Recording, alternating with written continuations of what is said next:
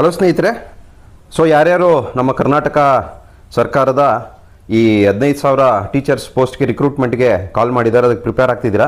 So ಅವರಿಗೆ ಸದ್ಯಕ್ಕೆ ಒಂದು ಗುಡ್ ನ್ಯೂಸ್ ಅಂತ ಹೇಳ್ಬೋದು ಕೋರ್ಟಿಂದ. ಸೊ ಏನಾಗಿತ್ತಂದರೆ ಸುಮಾರು ದಿನದಿಂದ ನ್ಯೂಸ್ ಓಡಾಡ್ತಿತ್ತು, ಕೋರ್ಟ್ಗೆ ಹೋಗ್ತೀವಿ, ಕೋರ್ಟಿಂದ ಸ್ಟೇ ತೊಗೊಂಬರ್ತೀವಿ ಅಂತ.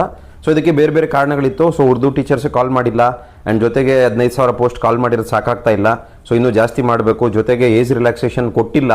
ಸೊ ಈ ಥರದ್ದೆಲ್ಲ ತುಂಬ ಚರ್ಚೆಗಳು ನಡೀತಿತ್ತು. ಸೊ ಅದ್ರ ವಿಚಾರವಾಗಿ ನಿನ್ನೆ ಒಂದು ನ್ಯೂಸ್ ಬಂದಿದೆ ಕೋರ್ಟಿಂದ. ಸೊ ಏನು 15,000 ಶಿಕ್ಷಕರ ನೇಮಕ ಅಧಿಸೂಚನೆ ತಡೆಯಾಜ್ಞೆ ನೀಡಲು ಕೋರ್ಟ್ ನಕಾರ. ಸೊ ಸದ್ಯಕ್ಕಂತೂ ಗುಡ್ ನ್ಯೂಸು. ಯಾಕೆ ಸದ್ಯಕ್ಕೆ ಗುಡ್ ನ್ಯೂಸ್ ಅಂತ ಓದ್ತೀನಿ ನೋಡಿ. ಸೊ ರಾಜ್ಯ ಸರ್ಕಾರ ಸುಮಾರು 15,000 ಶಿಕ್ಷಕರ ನೇಮಕಾತಿಗೆ ಹೊರಡಿಸಿರುವ ಅಧಿಸೂಚನೆ ತಡೆ ನೀಡಲು ಹೈಕೋರ್ಟ್ ನಿರಾಕರಿಸಿದೆ. ಅಕ್ಟೋಬರ್ 11ರಂದು ಸರ್ಕಾರ ಹೊರಡಿಸಿರುವ ನೇಮಕಾತಿ ಅಧಿಸೂಚನೆ ಪ್ರಶ್ನಿಸಿ ಹುಬ್ಬಳ್ಳಿಯ ಉರ್ದು ಭಾಷಾ ಶಿಕ್ಷಕಿ ಆಸ್ಮಾ ಗೋರಿ ಮತ್ತಿತರರು ಸಲ್ಲಿಸಿರುವ ಅರ್ಜಿ ವಿಚಾರಣೆ ನಡೆಸಿದ ನ್ಯಾಯಮೂರ್ತಿ ಅನಂತ ರಾಮನಾಥ್ ಹೆಗಡೆ ಅವರ ಪೀಠ ಈ ನಿರ್ದೇಶನ ನೀಡಿದೆ.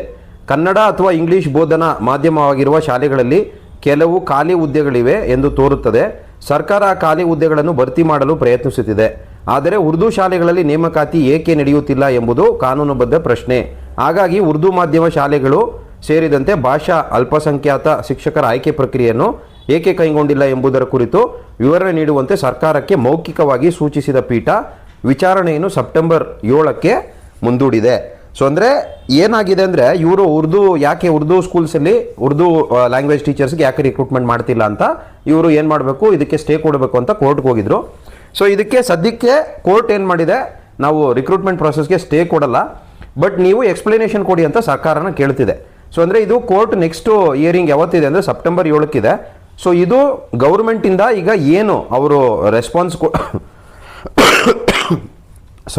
ಗೌರ್ಮೆಂಟಿಂದ ಏನು ಹೈಕೋರ್ಟ್ಗೆ ರೆಸ್ಪಾನ್ಸ್ ಕೊಡ್ತಾರೆ ಅದ್ರ ಮೇಲೆ ಈ ಒಂದು ಡಿಸಿಷನ್ ಇರುತ್ತೆ. ಸೊ ಹಾಗಾಗಿ ಗೌರ್ಮೆಂಟಿಂದ ಏನು ರೆಸ್ಪಾನ್ಸ್ ಕೊಡ್ತಾರೆ ಅನ್ನೋದು ನಾವು ನೋಡಬೇಕು. ಸೊ ನೆಕ್ಸ್ಟ್ ಹಿಯರಿಂಗ್ ಬಂದು ಸೆಪ್ಟೆಂಬರ್ 7ಕ್ಕಿದೆ. ಸೊ ಸೆಪ್ಟೆಂಬರ್ 7ನೇ ತಾರೀಕು ಏನು ಹೈಕೋರ್ಟ್ ಡಿಸಿಷನ್ ಕೊಡುತ್ತೆ ಅನ್ನೋದ್ರ ಮೇಲೆ ಇದಿರುತ್ತೆ. ಜೊತೆಗೆ ಇನ್ನೂ ಒಂದು ವಿಚಾರ ಏನಂದರೆ ಏಜ್ ರಿಲ್ಯಾಕ್ಸೇಷನ್ ಕೊಡಬೇಕು, ಇನ್ನೂ ಪೋಸ್ಟ್ಗಳು ಕಾಲ್ ಮಾಡಬೇಕು ಅಂತ ಒಂದಷ್ಟು ಜನ ನಾವು ಹೈಕೋರ್ಟ್ಗೆ ಹೋಗ್ತೀವಿ, ಸ್ಟೇ ತರ್ತೀವಿ ಅಂತ ಹೇಳ್ತಾ ಇದ್ದಾರೆ. ಸೊ ಇದು ಎಲ್ಲಿವರೆಗೂ ಹೋಗುತ್ತೋ ಗೊತ್ತಿಲ್ಲ.